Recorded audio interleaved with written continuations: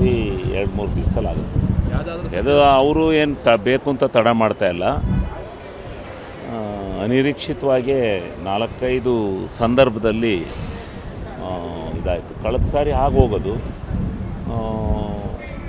Protest ಬಂದು ಯುವಶಕ್ತಿ ಏನು ಒಂದು ಪ್ರೊಟೆಸ್ಟನ್ನು ಇಟ್ಕೊತ್ತು. ನೀಟಿನಲ್ಲಿ ಈ ಸರ್ಕಾರ ಯಾವ ರೀತಿ ಒಂದು ಕೆಟ್ಟ ಪ್ರವೃತ್ತಿಯನ್ನು ಬೆಳೆಸ್ಕೊಂಡು ಹೋಗ್ತಾ ಇತ್ತು, ಅದರ ವಿರುದ್ಧ ಪ್ರೊಟೆಸ್ಟ್ ಏನು ನಡೀತು, ಅದರ ಹಿನ್ನೆಲೆಯಲ್ಲಿ ನೋಡಪ್ಪ ಇಂಥ ಒಂದು ದೊಡ್ಡ ಪ್ರತಿಭಟನೆ ನಡೆಯುವಂಥ ಸಂದರ್ಭದಲ್ಲಿ ಇವರು ಮಂತ್ರಿಮಂಡಲ ಮಾಡ್ಕೊಂಡು ಕೂತಿದ್ದಾರೆ ಅಂತಕ್ಕಂಥ ಆಪಾದನೆ ಬರಬಾರ್ದು.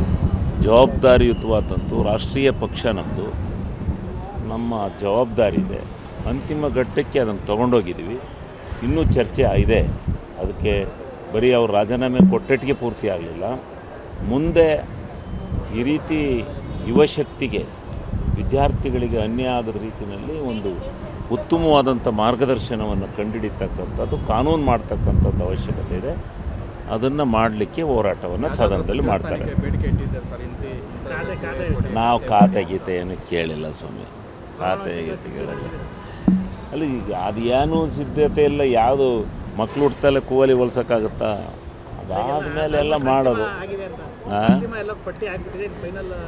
ಅಂತಿಮ ಆದ್ರೂ ಹೈಕಮಾಂಡ್ ಲಿಖಿತ ಆಗೋವರೆಗೂ ಅದು ಅಂತಿಮ ಅಲ್ಲ. ಲಿಖಿತ ಹೈಕಮಾಂಡಿಂದ ಬಿದ್ದ ಮೇಲೆ ಅದು ಅಂತಿಮ. ಅದೇನೂ ನಮಗೆ ಮಾನದಂಡಗಳು ಗೊತ್ತಿಲ್ಲ. ಮಾನದಂಡಗಳು ಏನು, ಯಾರಿಗೆ ಕೊಡ್ತಾರೆ, ಎಷ್ಟು ಕೊಡ್ತಾರೆ, ಹೆಂಗೆ ಕೊಡ್ತಾರೆ, ಆ ಮಾನದಂಡಗಳು ನಮಗೆ ಗೊತ್ತಿಲ್ಲ.